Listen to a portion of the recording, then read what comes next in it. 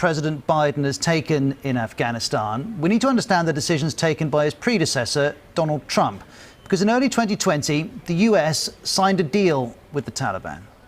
In Afghanistan, 19 years, going on 20 years, and there hasn't been a moment like this. We've had very successful negotiations. We think they'll be successful in the end. Joe Biden said this deal meant he inherited a stark choice. When I came into office, I inherited a deal that President Trump negotiated with the Taliban.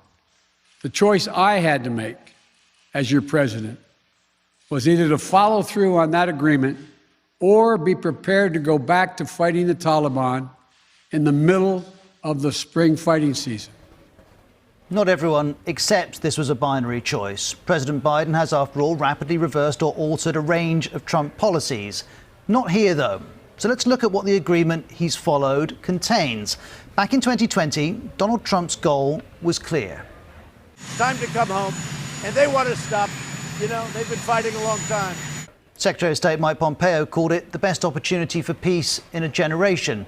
And he was present when, on February the 29th last year, the deal between the Taliban and the US was done.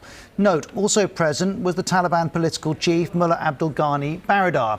He was the Taliban official who signed the deal. He'd been released from a Pakistani jail at the request of the US.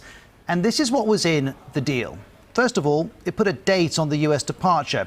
There would be a full withdrawal of all foreign forces by May 2021, so long as the Taliban kept to its side of things.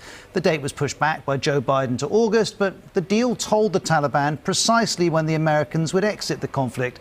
In return, the Taliban made a number of commitments. The Taliban agreed to not attack US personnel. It promised to restrict any activity that could threaten the US, including terror attacks abroad.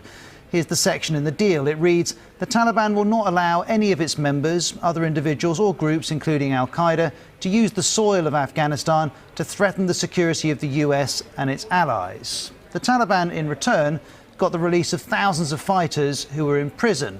Here's the text of the deal again. It says the deal commits the Afghan authorities to expeditiously release combat and political prisoners as a confidence-building measure with the coordination and approval of all relevant sides. That was the US effectively agreeing to the release of prisoners in Afghanistan without involving the Afghan government. The prisoners released were fighters and senior figures from an organisation with a long record of killing civilians and restricting women's rights and girls' education. It was billed, remember, as a confidence-building measure. No doubt it was for the Taliban, less so for many others, and for good reason. Subsequent research by the Afghan Peace Dialogue Project in Northern Ireland found that former Taliban prisoners were participating in combat, being killed fighting, being taken prisoner, and one case of an ex-prisoner being involved with revenge assassinations.